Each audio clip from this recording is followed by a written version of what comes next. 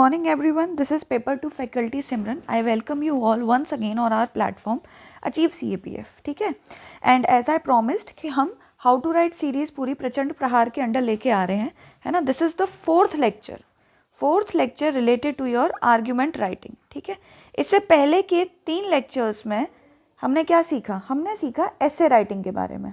ठीक है, लास्ट के 3 लेक्चर्स में, जिसको 3 पार्ट में डिवाइड किया गया था. First one was introductory, second one was related to body and third one was related to conclusion. ठीक है, जिन बच्चों ने वो लेक्चर्स अभी तक नहीं देखे हैं, एक बार जाके उन्हें फिर से देख लो, क्योंकि ऐसे ही आपका बेसिक फाउंडेशन होता है. 4 ऐसे आपके आते हैं. ठीक है, और वही सिमिलर फॉर्मेट जो है आपका आर्ग्यूमेंट और फर्दर रिपोर्ट राइटिंग में भी चलता है. मतलब बेस वही बनाएगा आपका. फॉर्मेट भले ही आपका आर्ग्यूमेंट का या रिपोर्ट का अलग अलग हो जाए, that is a different thing. ठीक है, तो आज के लेक्चर में हम सीखने वाले हैं argument writing, very important and a very scoring section of CAPF paper 2. अगर हम ऐसे की बात करें तो आउट ऑफ 20 एक तो ऐसे आपका बहुत ही सब्जेक्टिव होता है. आपको क्या करना पड़ता है कि ऐसे में you have to create so many dimensions, like multiple dimensions are needed, है ना. अगर आ रहा है तो आप लिख पाते हैं, नहीं आ रहा है तो थोड़ी सी डिफिकल्टी आती है लिखने में. और जब तक हम मल्टीपल डायमेंशंस ना बनाए तब तक हमें एग्जामिनर की तरफ से मार्क्स अलॉट नहीं हो पाते हैं. तो ऐसे क्या है, स्कोरिंग है, अच्छा लिखने पर आपको मार्क्स मिलते हैं, बट कंपैरेटिवली अगर हम उसको आर्ग्यूमेंट से कंपेयर करें, है ना, अगर हम आर्ग्यूमेंट के केस में देखते हैं तो आर्ग्यूमेंट आपका ज़्यादा स्कोरिंग होता है एज़ कम्पेयर टू एन ऐसे. 2 आर्ग्यूमेंट आपके CAPF के पेपर 2 में आते हैं. ठीक है, और मोस्ट ऑफ द आर्ग्यूमेंट्स आपके जो होते हैं वो करंट ओरिएंटेड ही आएंगे. जैसे कि न्यूक्लियर वेपन के बारे में आपका रिसेंटली 2025 में 1 आर्ग्यूमेंट वॉज देयर. क्यों? क्योंकि न्यूक्लियर वेपन्स के रिगार्डिंग, न्यूक्लियर ट्रीटीज़ के regarding back to back discussion was there in the news, है ना. तो न्यूज़ को ट्रैक करते करते जितनी भी इंपॉर्टेंट चीज़ें आपकी न्यूज़ में चल रही हैं उनको ट्रैक करते हुए हम आर्ग्यूमेंट राइटिंग की प्रैक्टिस करेंगे. ठीक है, आज के लेक्चर में मैं आपको आर्ग्यूमेंट राइटिंग का बेसिक फ्रेमवर्क, है ना, बेसिक फ्रेमवर्क जो कि आपका एक बेसिक फ्रेम होता है, this is the basic frame of your argument. ठीक है, और फिर इसी के साथ साथ एक एग्जाम्पल आपके करंट के टॉपिक के साथ, वो भी UPSC की जो आपकी सैम्पल शीट है उसके ऊपर, ताकि आपको स्पेस मैनेजमेंट भी समझ में आ सके. रही बात आर्ग्यूमेंट की इंपॉर्टेंस की, मैंने आपको ऑलरेडी बता दिया है कि it is very scoring in the sense out of 20 you can score up to 14. ठीक है, यहाँ तक आप जो है इसमें स्कोर कर सकते हैं, है ना. ठीक है, तो लेट्स गेट स्टार्टेड. ठीक है, सबसे पहली चीज़ ये है कि मैं आपको ये दिखा देती हूँ. नीचे अगर हम आपकी स्पेसिमेन शीट पर जाएं तो आपका जो आर्ग्यूमेंट होता है, ठीक है, इस तरीके से हेडिंग आपकी रहती है, right argument for and against each of the following statements. ठीक है, ईच ऑफ द फॉलोइंग मतलब 2 आर्ग्यूमेंट है आपके पास में, 20 × 2 टोटल 40 मार्क्स. ये है आपका proper specimen, the first page, है ना. ये फर्स्ट पेज है आपका आर्ग्यूमेंट का, जो UPSC की शीट होती है. 3 पेजेस आपको मिलेंगे, this is the second sheet. ठीक है, and this is the third sheet. इतना क्लियर हो गया. 3 पेजेस में आपको लिखना है. वर्ड लिमिट इन्होंने यहाँ पर कहीं भी डिफाइन नहीं कर रखी है, जस्ट लाइक योर ऐसे, आई मीन अनलाइक योर ऐसे. ठीक है, कि ऐसे के केस में a word limit of 300 words is there. Argument के केस में यहाँ पर फिलहाल ऐसा कुछ भी आपको गिवन नहीं है इधर, है ना. अगर पेपर 2 के इंस्ट्रक्शन के स्टार्टिंग पेज में कुछ दिया हो, हालांकि वहाँ पे भी नहीं दिया होता है, बट थोड़ा उधर भी ध्यान दिया करो, क्या पता कौन से अटेम्प्ट में एग्जामिनर जो है वहाँ पे वर्ड लिमिट आपको देते, तो थोड़ा फर्स्ट पेज की इंस्ट्रक्शंस को हल्का सा देख लिया करो, है ना. ये 3 पेजेस आपको गिवन होते हैं. इतना आपको क्लियर हुआ. ठीक है, अब आर्ग्यूमेंट राइटिंग में द फर्स्ट थिंग इज कि आपको जो ये यहाँ पे, है ना, यहाँ पे ये जो आपको आर्ग्यूमेंट दिया हुआ है, इसको, ये जो हेडिंग है इसको आपको रीराइट करके यहाँ सेंटर में लिखने की कोई रिक्वायरमेंट नहीं है. जब आप आर्ग्यूमेंट लिखना शुरू करते हैं, तो ये यहाँ साइड पे लिखा हुआ है, इसको एज इट इज़ लिखे रहने दो और अपना डायरेक्ट नीचे से, इसी के जस्ट नीचे से यहाँ से या यहाँ से लिखना आप शुरू कर दो. ठीक है, कोई प्रॉब्लम नहीं है ना. यहाँ से ये एक चीज़ आपकी क्लियर हो चुकी है. दूसरा ये है कि both the arguments are compulsory. ऐसे की तरह आपके पास में एक ऑप्शन नहीं रहता है कि आपको 6 में से 4 सिलेक्ट करने हैं, दोनों ही कंपलसरी हैं. रही बात आपकी सेंटर में हेडिंग लिखने की, इसी हेडिंग को रीराइट करने की जो टॉपिक है, रिपोर्ट में आपको ये काम करना होता है. रिपोर्ट में आपको सेंटर में टॉपिक डालना होता है. आर्ग्यूमेंट में that is not needed at all. ठीक है, चलो, है ना, इतना क्लियर हो गया। फॉर और अगेंस्ट में आपको लिखने हैं, ठीक है, कोई तीसरी हेडिंग आपको नहीं बनानी है, ठीक है। सिंपल फॉर्मेट होता है आर्ग्यूमेंट का, ऐसे की तरह बहुत सारे डायमेंशंस नहीं है, रिपोर्ट की तरह इतना कोई रिकॉलिंग का इशू नहीं है, ठीक है। तो नो हेडिंग इज नीडेड। सबसे पहले आता है आपका इंट्रोडक्शन, ठीक है। इंट्रोडक्शन मैं आपको यहाँ पे करंट का टॉपिक के साथ समझाऊंगी। Digital currency is the future of transactions, आपका रीसेंट का टॉपिक है, न्यूज़ में है ना, आपने पढ़ा भी होगा जहाँ से भी आप प्रिपेयर कर रहे हैं, ठीक है। इंट्रोडक्शन जो होता है आपका, ये सबसे पहली बात तो कितने वर्ड्स का होना चाहिए, पूरा पेज इंट्रोडक्शन में नहीं डाल देना है। मैं कुछ बच्चों की कॉपीज़ देखती हूँ तो मुझे पता चलता है कि आधे पेज का 75% ऑफ द पेज क्या है वो इंट्रोडक्शन लिख रहे हैं। उतना लंबा नहीं लिखना है आपको, सब कुछ इंट्रो में नहीं लिख देना है ना। एक और चीज़, आपके इंट्रो के और बॉडी के पॉइंट्स को एकदम अलग अलग करके रखो। अगर आपको किसी भी ऐसे का इंट्रोडक्शन नहीं आ रहा है तो आप क्या करते हो कि जो पॉइंट आपका बॉडी में आना चाहिए, जो पॉइंट आपका आर्ग्यूमेंट में आना चाहिए, उसे आप इंट्रोडक्शन में डाल देते हो। तो ये काम बिल्कुल भी मत करो। जब बात आ रही है आपको इंट्रोडक्शन लिखने की, तो मैंने आपको जो ऐसे की इंट्रोडक्शन वाली वीडियो है उसमें भी ये चीज़ बताई हुई है, and again I am repeating, कि आपका जो इंट्रोडक्शन होता है वो टॉपिक को खोलना चाहिए, है ना। टॉपिक का एक डेफिनेशन दे वो टॉपिक की आपको, ठीक है। तो टॉपिक की एक डेफिनेशन देनी है, first thing. Second thing is, first is your definition देनी है, ठीक है। दूसरा क्या करना है, उसकी करंट रिलेवेंस बतानी है आपको, है ना। करंट रिलेवेंस आपको बतानी है। जैसे कि आपके सामने ये टॉपिक है, digital currency is the future of transactions. तो इसका इंट्रोडक्शन किस तरीके से लिखोगे कि एक तरफ आप डिजिटल करेंसी को डिफाइन करो कि how it is different from जो आपकी फिएट करेंसी होती है, उससे कैसे ये अलग है ना। और फिर इसका थोड़ा सा करंट में अगर कोई भी मेजर स्टेप हुआ है वो आपको इंट्रोडक्शन में डालना है। बॉडी के पॉइंट, आर्ग्यूमेंट के पॉइंट आप इंट्रोडक्शन में नहीं डालिए। आपको पॉइंट्स नहीं बनते हैं इंट्रोडक्शन में तो आप बॉडी के पॉइंट्स उसमें डालना शुरू कर देते हैं। Don't do this. टॉपिक को प्रॉपरली खोलना है आपको, ठीक है। मैं आपको दिखाऊंगी इसका इंट्रोडक्शन अभी लिखा हुआ।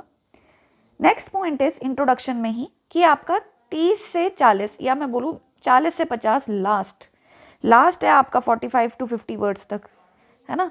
इतना पोर्शन आप इंट्रोडक्शन में दे सकते हो, इतने वर्ड्स, ठीक है। इतना इसको लिमिट करके रखो, अदरवाइज फिर से आप बॉडी के पॉइंट्स इंट्रोडक्शन में डालना समझ जाओगे, है ना, वही करने लग जाओगे, ठीक है। तो इतना क्लियर हो गया। एक और चीज़, इसको कभी भी पॉइंट्स के फॉर्मेट में नहीं डालना है। पॉइंट के फॉर्मेट में क्या चलेगी, आपकी बॉडी चलेगी, उसके बारे में मैं आगे बताऊंगी। इंट्रोडक्शन आप पैराग्राफ के फॉर्म में लिखोगे, it should be in paragraph format, ठीक है। क्लियरली टॉपिक को खोलना चाहिए, 30 से 40 या 50 वर्ड्स का ये होना चाहिए। एक और चीज़, जब आप अपना इंट्रोडक्शन लिख रहे हो, ठीक है, तो आप ऐसे के इंट्रोडक्शन में क्या यूज़ करते हो, कोट यूज़ करते हो, केस स्टडी यूज़ करते हो, फ्रॉम टू मॉडल मैंने आपको बताया है ना। लेकिन आर्ग्यूमेंट का जो इंट्रोडक्शन होता है वो अलग होता है। आर्ग्यूमेंट में एक तो आपको टॉपिक को थोड़ा सा डिफाइन करना है, हल्का सा इसको डिफाइन करो, इसके रिलेटेड कुछ डेटा डालो, है ना, करंट की रिलेवेंस डालो, करंट रिलेवेंस डालनी है आपने, ठीक है। एक और चीज़ जो आपको इसमें डालनी है, दैट इज़ कि आप चाहो तो कोई केस स्टडी भी इसमें डाल सकते हो। इतना सब डाल देने में कोई इशू नहीं है, आपने डाल दिया, ठीक है। कोई भी जो चीज़ आप, दो चीज़ आप उठा लेना, डेफिनेशन के साथ या तो डेटा, डेफिनेशन के साथ या तो करंट रिलेवेंस, डेफिनेशन के साथ या तो केस स्टडी, तीनों में से कोई भी एक चीज़ पकड़ लो। कोट के साथ कभी भी आर्ग्यूमेंट का इंट्रोडक्शन नहीं करना है ना। ये गाइडलाइन मेरे एंड से है, on the basis of my knowledge, और जो मैंने बाकी अपने एक्सपीरियंस से, बाकी लोगों के एक्सपीरियंस से सीखा है। अगर फिर भी आप लोगों को लगता है नहीं कोड डाल देते हैं, हमने पिछली बार डाली थी, उससे कोई प्रॉब्लम क्रिएट नहीं हुई, देखो पेपर 2 क्या चेक हो रहा है, आपको कहाँ मार्क्स मिल रहे हैं, कहाँ कट रहे हैं, यू डोंट नो, है ना। तो it is always better to be on the safer side, ठीक है। आर्ग्यूमेंट के इंट्रोडक्शन में कोड नहीं डालना, लेकिन कंक्लूजन में डाल सकते हो। कंक्लूजन में कोड डाल दोगे तो उससे प्रॉब्लम नहीं क्रिएट होगी इधर, है ना। प्रॉब्लम तो हालांकि कभी भी क्रिएट नहीं होगी, आप इंट्रोडक्शन नहीं लिखोगे प्रॉब्लम तब भी क्रिएट नहीं होगी, लेकिन मार्क्स कटेंगे ना। और कोट से, कोट जो होता है ना वो ब्यूटीफाई करने के लिए होता है, वो ऐसे में अच्छा लगता है, आर्ग्यूमेंट में नहीं, ठीक है। आर्ग्यूमेंट में आप अपना चाहो तो जब आप पॉइंट्स लिखते हो ना आर्ग्यूमेंट में, फेवर में पॉइंट लिखोगे, अगेंस्ट में पॉइंट लिखोगे, कंक्लूजन में लिखोगे, वहां डाल देना कोट, कोई इशू नहीं है। इंट्रोडक्शन में प्लीज थोड़ा अवॉइड करना। इतना बेसिक क्लियर हो गया आपका इंट्रोडक्शन का, ठीक है। अब आपको डालनी है एक कनेक्टिंग लाइन, ये होती है आपकी ट्रांजिशनिंग लाइन, है ना। ये ट्रांजिशनिंग लाइन वो लाइन होती है जो कि आपकी करंट रिलेवेंस से आर्ग्यूमेंट की तरफ बढ़ती है, ठीक है। अब मैं आपको इसका इंट्रोडक्शन और कनेक्टिंग लाइन के साथ बताती हूँ, उसके बाद हम बॉडी को समझेंगे। टॉपिक आपका digital currency is the future of transactions ही है, ठीक है। नीचे देखना अब यहाँ पे, ये आपका टॉपिक इधर, इसको कट कर दो। ये आपका क्या है, ये स्पेसिमेन है ना, तो ये ऑलरेडी ये टॉपिक दिया हुआ था 2022 का। देखो, a central bank digital currency, CBDC, ठीक है। सीबीडीसी, यहाँ पे डिजिटल करेंसी की मैं बात कर रही हूँ, तो जो आपका लीगल टेंडर बनेगा मैं उसी की बात कर रही हूँ। डिजिटल करेंसी में मैं यहाँ आपका क्रिप्टो वगैरह को इंक्लूड कर रही हूँ, बट उतना ज़्यादा नहीं, क्योंकि क्रिप्टो जो है आपका वो डिजिटल मनी तो है, लेकिन उसको करेंसी कहना उतना सही नहीं होगा, क्योंकि कुछ कंट्रीज़ ने उसको एज अ करेंसी, है ना, एक होता है मनी, ठीक है, एक होता है करेंसी जिसे लीगली एक्सेप्ट किया गया है ना, it is backed by the sovereign, ठीक है। तो कुछ कंट्रीज़ ने क्रिप्टो को एक्सेप्ट किया है, कुछ कंट्रीज़ ने नहीं किया। तो यहाँ पे मैं बात कर रही हूँ किसकी, सीबीडीसी की ही बात मैंने स्पेसिफिकली की है। मैंने क्या किया, मैंने पूरे टॉपिक को उठा के, डिजिटल करेंसी को उठा के नैरो डाउन कर लिया कहाँ पे, इंडिया का ही जो डिजिटल रुपी है, या फिर इंडिया का भी डिजिटल रुपी ना कह के मैं क्या कह रही हूँ, सेंट्रल बैंक डिजिटल करेंसी। अलग अलग कंट्रीज़ के भी जो सेंट्रल बैंक्स हैं उनकी भी अपनी डिजिटल करेंसी है, मैंने नैरो डाउन कर लिया इसको वहाँ पर, ठीक है। It is a digital version of a countries official fiat currency. उसका एक क्या है, डिजिटल वर्जन है, लाइक डॉलर, यूरो, रुपी। इसका क्या है, एक सिंपल डिजिटल वर्जन है, that is issued and regulated directly by the Nations central bank. इससे क्या पता चल रहा है, इससे आपका ये क्लियरली पता चल रहा है कि जो आपकी सीबीडीसी होती है वो आपकी फिएट करेंसी से ऐसे अलग होती है कि देखो, रुपी के नोट आपका आरबीआई छापता है, ठीक है, आरबीआई इशू करता है, लेकिन वो जो पैसा होता है वो अलग अलग कमर्शियल बैंक्स में जाता है ना, एसबीआई में, पीएनबी में जाता है, ठीक है। तो वो बैंक्स उसको इशू करते हैं, मतलब इशू तो आरबीआई भी कर रहा है, लेकिन डिस्ट्रीब्यूशन पॉइंट अलग अलग है। और आप भी अपना जो पैसा होता है, जो आपका फिएट मनी है, उसको कहाँ रखते हो, एसबीआई में रखोगे, पीएनबी में रखोगे, ठीक है। लेकिन सीबीडीसी इज समथिंग जो कि डायरेक्टली कौन कंट्रोल करेगा, आरबीआई। आज तक आप अपना पैसा आरबीआई में डायरेक्टली नहीं रखते थे, लेकिन डिजिटल करेंसी जो आपकी ये है, सेंट्रल बैंक डिजिटल करेंसी, ये वाला जो है ये सीधा आरबीआई के पास ही रहेगा। आपने क्लियरली बता दिया कि ये कैसे अलग है नॉर्मल से, ठीक है। Regulated directly by the nation central bank, और इसके लिए डायरेक्टली रिस्पॉन्सिबल कौन है, आप जो पैसा बैंक में डालते हो उसके लिए रिस्पॉन्सिबल कौन है, एसबीआई, पीएनबी, वो उसको मैनेज करने के लिए रिस्पॉन्सिबल है। डिजिटल करेंसी को कौन मैनेज करने के लिए रिस्पॉन्सिबल है, it is your central government, क्योंकि सेंट्रल बैंक तो अपना प्रॉफिट मोटिव पर काम करता नहीं है। आरबीआई किसकी तरफ से काम कर रहा है, it is working on behalf of government of India. तो गवर्नमेंट ऑफ इंडिया आपकी क्या है, यहाँ पर इसके लिए रिस्पॉन्सिबल है, ठीक है। क्लियर हो गया। अब आप आ जाओ करंट कंटेक्स्ट पे। करंट में क्या होता है, RBI governor has officially recommended placing the linking of BRICS CBDCs, BRICS countries की जो भी सेंट्रल बैंक करेंसीज हैं, ऑन द फॉर्मल एजेंडा। अब इसको फॉर्मल एजेंडा में लिया जाएगा फॉर द 2026 ब्रिक्स समिट, जो कि इंडिया में ही होने वाला है शायद। This is a significant step, this significant step has sparked a debate around the future of CBDCs, ठीक है, सीबीडीसीज जो आपकी है ना। ये क्या है, ये कनेक्टिंग लाइन है, ये वो कनेक्टिंग लाइन है जो आपको बताती है कि ये करंट में एक बहुत ही सिग्निफिकेंट इवेंट हुआ है ना। आरबीआई के गवर्नर ने इस पूरे एजेंडा को फॉर्मल प्लेटफॉर्म पर डिस्कस करने की बात की, कनेक्ट करने की बात की, है ना। वो भी एक ऐसे टाइम पर जब यूएसए के प्रेसिडेंट जो है वो कॉन्टिन्यूसली धमकियां दे रहे हैं कि अगर डी डॉलराइजेशन की तो वो टैरिफ्स लगा देंगे और पता नहीं क्या क्या कर देंगे, ठीक है। तो ये जो ये एक सिग्निफिकेंट स्टेप है जिसने एक डिबेट जो है वो स्पार्क कर दी है around the future of digital currency, कि क्या ये फ्यूचर ऑफ ट्रांजैक्शन हो सकती है। ये हो गई आपकी कनेक्टिंग लाइन, ये हो गया आपका डेफिनेशन, ये हो गया आपका रीसेंट इवेंट। क्लियर, ठीक है। चलो अब आ जाते हैं हम बॉडी की तरफ। देखो बॉडी में आपको ये कनेक्टिंग लाइन लिखते ही सीधा आना है, कोई टाइम वेस्ट नहीं करना, डायरेक्ट आपको लिखना है आर्ग्यूमेंट्स इन फेवर, ठीक है। सीधा डालो arguments in favour, straight heading डालो सबसे पहले आर्ग्यूमेंट्स इन फेवर। 5 से 6 पॉइंट आपको इसमें डालने हैं इस तरीके से, ठीक है। 5 से 6 पॉइंट इधर डाल देने हैं, है ना। और आर्ग्यूमेंट अगेंस्ट, 5 से 6 पॉइंट जो है वो आर्ग्यूमेंट अगेंस्ट में डाल देने। ज़रूरी नहीं है कि एकदम इक्वल पॉइंट ही डालो, बिल्कुल भी ज़रूरी नहीं है इक्वल पॉइंट्स के रिगार्डिंग, ठीक है, कि आप एकदम इक्वल पॉइंट्स डालो, वो रिक्वायर्ड नहीं होता है। आप चाहो तो 6 पॉइंट अगर आप फेवर में डाल दे रहे हो, है ना, तो 4 से 5 आप अगेंस्ट में डाल सकते हो, लेकिन ये मत कर देना कि फेवर में 6 डाले, अगेंस्ट में 2 या 3 ही डाल दिए, ये नहीं होना चाहिए।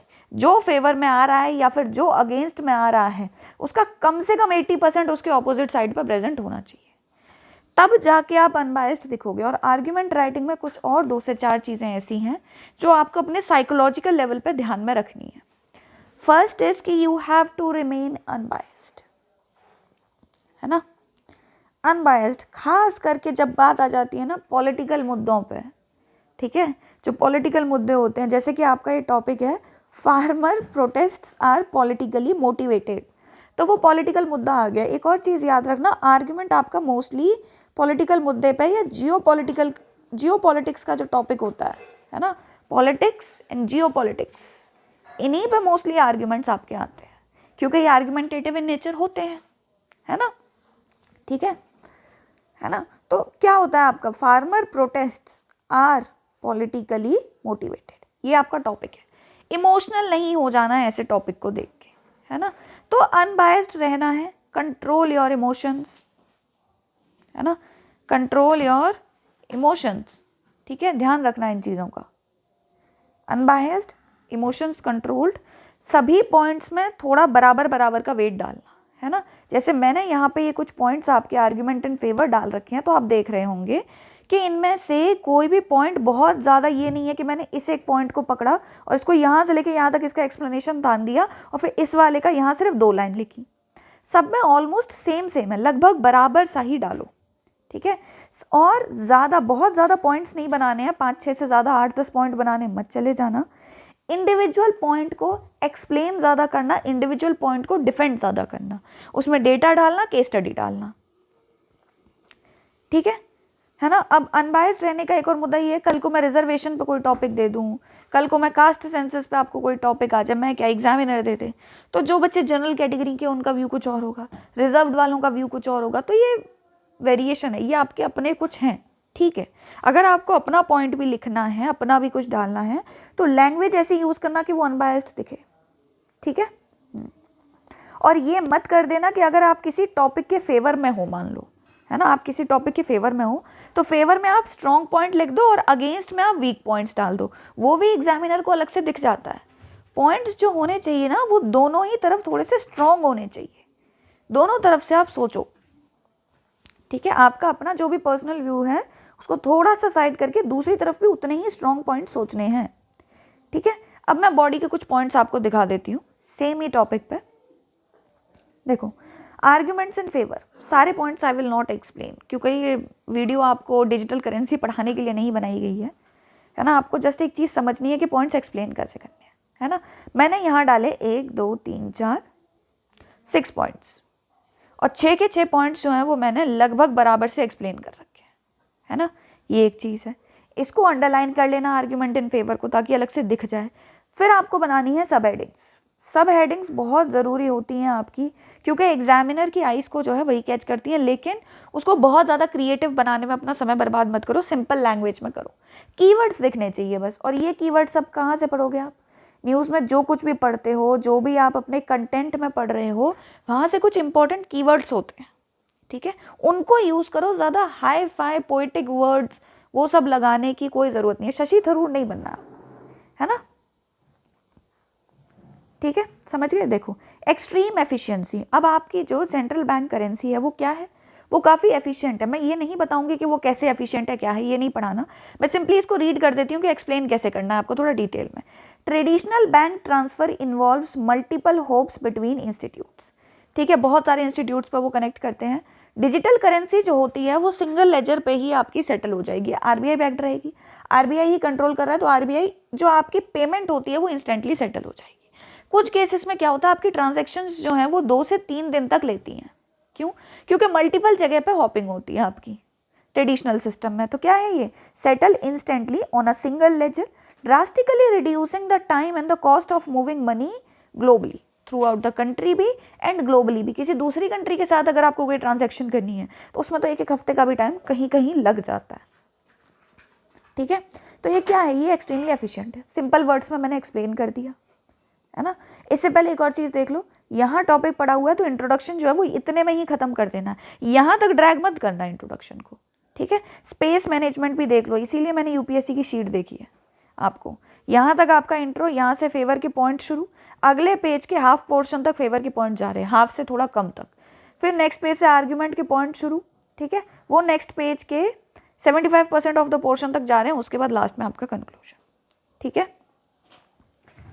क्लियर हो गया ये, ठीक है। अगला देखो, सिंपल कीवर्ड प्रोग्रामेबिलिटी। अभी प्रोग्रामेबिलिटी क्या है, ये एक ऐसी चीज़ है कि ये एक स्मार्ट पार्ट है इसका, है ना। हमारी कंट्री में प्रॉब्लम क्या है, करप्शन का इशू इज़ देयर, है ना।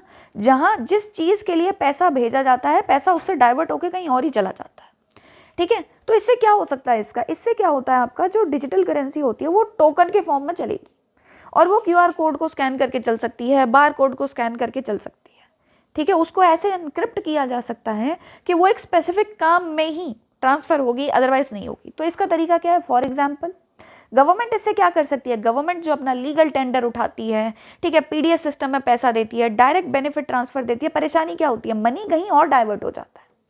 For example, a food token can be sent to your wallet that only works at grocery stores. Food token दिया सरकार ने आपको, डायरेक्ट बेनिफिट ट्रांसफर में अब तक सरकार आपको पैसा दे रही है, ठीक है। सरकार ने स्वच्छ भारत मिशन के अंडर क्या किया था, लोगों को पैसा दिया था टॉयलेट फैसिलिटी बनवाने के लिए। लोगों ने क्या किया, उससे टॉयलेट तो बनवाया नहीं, उसको कहीं और डाइवर्ट कर दिया। तो अब क्या होगा कि टोकनाइजेशन ऑफ मनी हो जाएगी कि जिस पर्पस के लिए पैसा भेजा है वो उसी की दुकान पर चलेगा।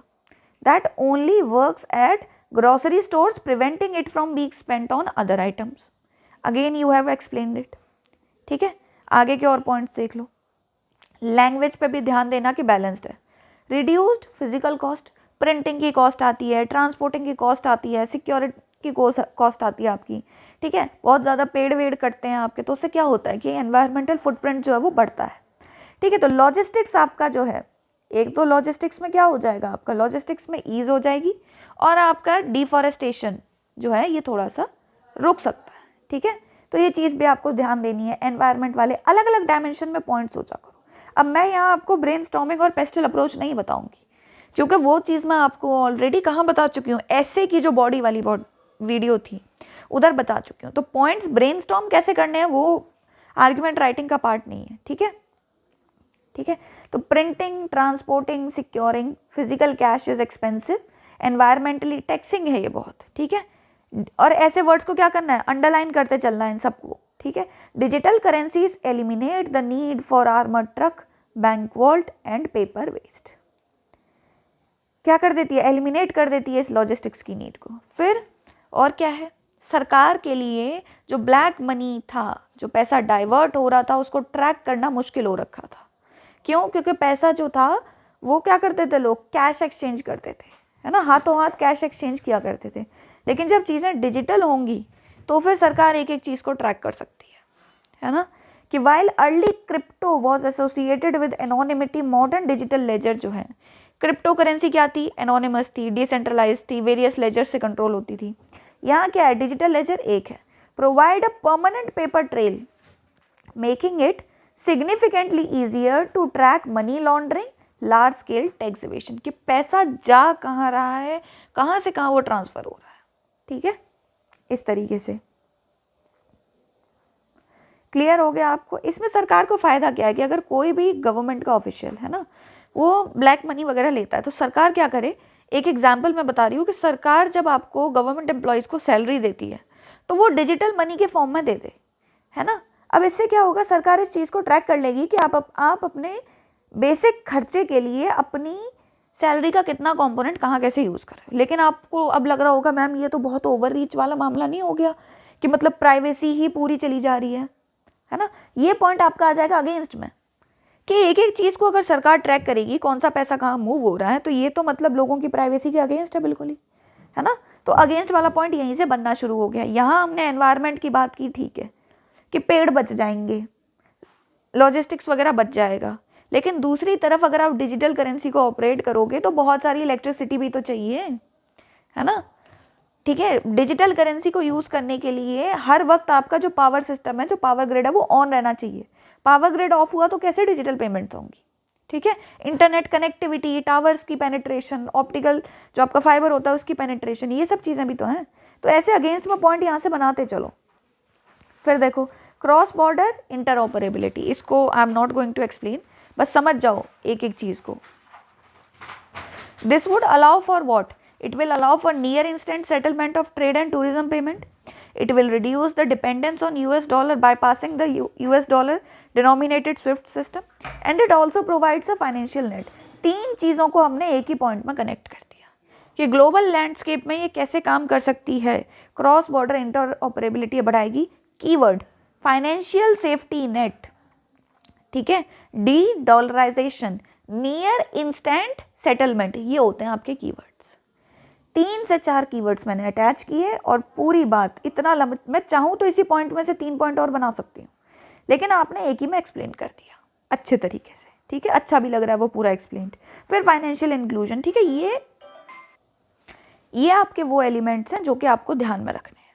अब आ जाओ आर्ग्यूमेंट अगेंस्ट में। अगेंस्ट में भी वही 5 से 6 पॉइंट बनेंगे, पूरा एक्सप्लेन नहीं करूँगी मैं। लॉस ऑफ प्राइवेसी हमने देख लिया ऊपर वाले का ही, और एक बहुत स्ट्रॉन्ग पॉइंट है ये, सिर्फ काउंटर आर्ग्यूमेंट नहीं है, it is a very strong point. Cyber security, है ना, अब आप पैसे को ट्रैक करेंगे तो सिर्फ सरकार ट्रैक नहीं करेगी, दूसरे देश की सरकार भी कर लेगी, ठीक है ना। फिर देखो टेक्नोलॉजिकल एक्सक्लूजन, किन लोगों के साथ? जिनके पास डिजिटल कनेक्टिविटी नहीं है। एक तरफ हम पढ़ रहे हैं फाइनेंशियल इंक्लूजन, दूसरी तरफ हम पढ़ रहे हैं टेक्नोलॉजिकल एक्सक्लूजन, तो स्ट्रॉन्ग पॉइंट है, बिल्कुल बराबर में बैलेंस कर रहा है। इकोनॉमिक इंस्टेबिलिटी, बैंक रन्स हो सकते हैं आपके, कैसे? मैंने क्या बताया आपको, एक्सप्लेन कैसे करोगे इसको, कि आपका सेंट्रल बैंक ये पूरा सिस्टम कनेक्ट करेगा। तो प्राइवेट बैंक जो अपना लैंडिंग का काम कर रहे थे कि आप आपके जो कमर्शियल बैंक्स थे उसमें कुछ डिपॉजिट करते थे पैसा, उस पैसे को वो उठा के देते थे किसी और को क्रेडिट पे, ठीक है। क्रेडिट पे जो उनकी इंटरेस्ट के थ्रू अर्निंग होती थी, उस अर्निंग के बीच में और जो इंटरेस्ट वो आपको दे रहे हैं उसके बीच का जो गैप होता था, वही बैंक की इनकम होती थी। अब क्या होगा? अब बैंक के पास इनकम कहाँ से आएगी? क्यों? क्योंकि आधा पैसा तो अब सेंट्रल बैंक के पास CBDC के फॉर्म में रहेगा, तो बैंक रन्स होंगे, कमर्शियल बैंक्स धीरे धीरे करके शट डाउन होने लगेंगे, है ना। मैं ये नहीं बोल रही हूँ कि एकदम से फिजिकल इंफ्रास्ट्रक्चर जीरो हो जाएगा, ठीक है। एनवायरमेंटल इम्पैक्ट, ये पॉइंट्स आपको इतने ही स्पेस में गिवन, मैं आपको स्पेस मैनेजमेंट भी बता दे रही हूँ साथ, साइड बाय साइड, देख लो अच्छे तरीके से। अब लास्टली आता है आपका कंक्लूजन, ठीक है। इसमें कनेक्टिंग लाइन डालना उतना ज़रूरी नहीं होता है कंक्लूजन में, बट चाहो तो डाल सकते हो, लेकिन आर्ग्यूमेंट के लास्ट पॉइंट में कनेक्टिंग लाइन नहीं पड़ती है, कंक्लूजन के फर्स्ट लाइन में पड़ती है। इंट्रोडक्शन की लास्ट लाइन कनेक्टिंग लाइन होती है, कंक्लूजन की फर्स्ट लाइन कनेक्टिंग लाइन होती है, ठीक है। इसमें आप कोट वगैरह लास्ट में डाल सकते हो, कोई इशू नहीं है। अगेन वही 30 से 40 वर्ड का सेटअप आपका रहेगा इसका। एक और बहुत इंपॉर्टेंट चीज़ ये है कि ये बैलेंस्ड होना चाहिए। ये नहीं है कि आप फेवर वाले पॉइंट्स के फेवर में कंक्लूजन लिखते रहे हो या अगेंस्ट वाले के फेवर में लिखते रहे हो। इट शुड बी बैलेंस्ड और एकदम क्लियर। ये नहीं है कि आप खुद ही पजल्ड हो कि कौन सी साइड पर जाना है, मैं तो दोनों तरफ हूँ। क्लियर एक आपको वे फॉरवर्ड देना है एग्जामिनर को कि ये इन दोनों इस एक पर्टिकुलर टॉपिक पे डिबेट हो रही है, क्लैशेस आर देयर, ये सॉल्यूशन है कि ये काम करना तो है, लेकिन इन कॉशंस एंड प्रिकॉशंस के साथ करना है। क्लियर एक सॉल्यूशन दो, ऑफिसर लाइक माइंडसेट वहां पे आपको दिखाना है आर्ग्यूमेंट के केस में, ठीक है। तो और फॉरवर्ड लुकिंग ये होना चाहिए, चाहो तो कोर्ट के साथ कनेक्ट कर लो, SDGs के साथ कनेक्ट कर लो। कंक्लूजन कैसे लिखना है वो आपको कंक्लूजन की वीडियो में सेपरेटली बताया हुआ है, ठीक है। देखो अब इसका फाइनल कंक्लूजन देख लो।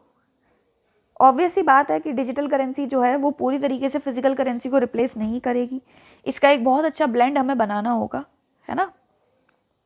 देखो the global financial landscape is undergoing it's most significant upgrade since the invention of credit card. आखिरी जो बहुत बड़ा इन्वेंशन आपका रहा था ग्लोबल जो आपका पेमेंट का लैंडस्केप होता है उसमें, तो that was of credit card, ठीक है।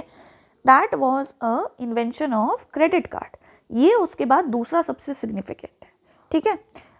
एंड आपका क्या है फिर, आप डायरेक्ट अपनी बात कहो कि एक हाइब्रिड बनाया जाए ऑफ बोथ फिजिकल कैश, ठीक है, जो कि क्या रहेगा, इट विल रिमेन अ निश tool for total privacy and emergency backup के लिए, प्राइवेसी भी रहेगी लोगों के पास में, है ना, और डिजिटल करेंसी को फिजिकल करेंसी में कन्वर्ट करने का ऑप्शन भी लोगों के पास होना चाहिए, फिजिकल को डिजिटल में कन्वर्ट करने का भी ऑप्शन रहना चाहिए, ताकि लोग अपनी प्राइवेसी और इमरजेंसी बैकअप रेडी रखें, है ना। और CBDC जो है आपका, ये एक तो सबसे इम्पॉर्टेंट चीज़, जो आपकी ग्लोबल पेमेंट्स होती हैं ना, जैसे ब्रिक्स कंट्रीज़ में, है ना, ब्रिक्स कंट्रीज़ के विदिन जो आपकी पेमेंट सेटलमेंट होगी, उसमें ये बहुत ज़्यादा काम आएगी। तो आप क्लियरली निश्चय डिफाइन कर दो अपने कंक्लूजन में कि इस काम के लिए सरकार जो है वो फिजिकल करेंसी रख ले और इस काम के लिए डिजिटल करेंसी रख ले, ठीक है।